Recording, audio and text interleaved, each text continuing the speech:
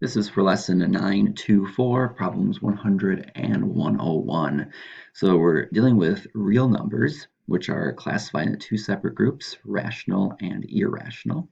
And the difference is a rational number can be written as a fraction using whole numbers.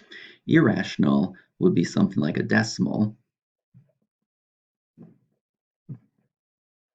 that goes on forever and does not repeat. So let's look at some of the problems we have. Number 100, they wanted you to type in these three values. They wanted you to see if it's rational or irrational, and they wanted you to use a calculator. So I'm going to bring in a calculator and type in the square root of 6.25. So I hit the square root, 6.25, and you can see I get 2.5. So this is a decimal, but the decimal does not go on forever.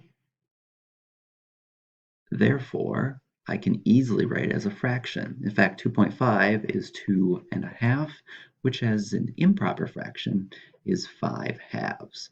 So because I can write this value as a fraction using whole numbers, it's considered rational.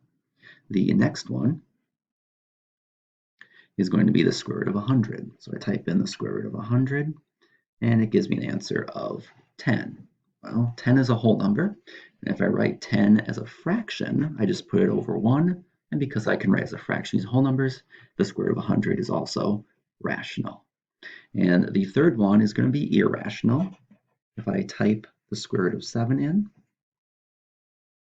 I get a decimal that actually goes on forever. It doesn't end here, it's just my calculator can't show anymore. And because it's a decimal that goes on forever and does not repeat, that means it's going to be irrational. If it did repeat, let's say I got something like 0.3 repeating, anything that does repeat can be written as a fraction and therefore be rational. We'll be looking at that in your next lesson tomorrow.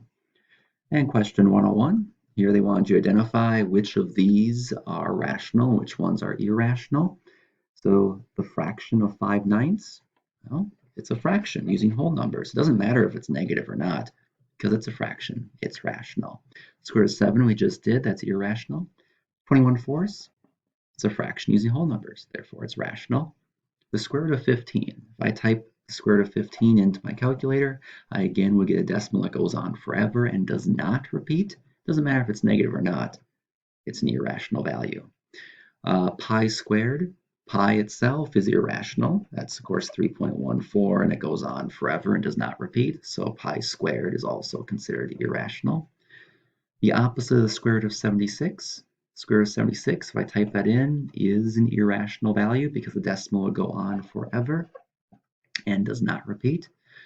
730 over 99, not a nice looking fraction, but they are whole numbers that make up the fraction, so it is rational.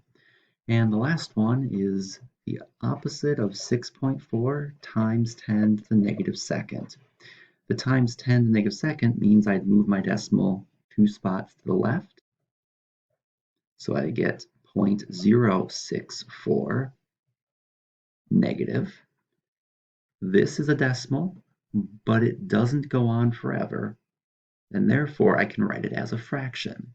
This is the tenths, hundredths, thousandths, so we have 64 over 1,000, and of course it's going to be negative, and because I wrote as a fraction using whole numbers, it's classified as rational. The other part of this problem, if I skip down to letter D, is notice that this looks like it might be irrational, but if we type it into our calculator, the square root of 42.25, it equals, turns out to again be 6.5. So 42.25 is considered a perfect square because I could take a number like 6.5, multiply by itself, and get 42.25. So that is a rational value. Thank you.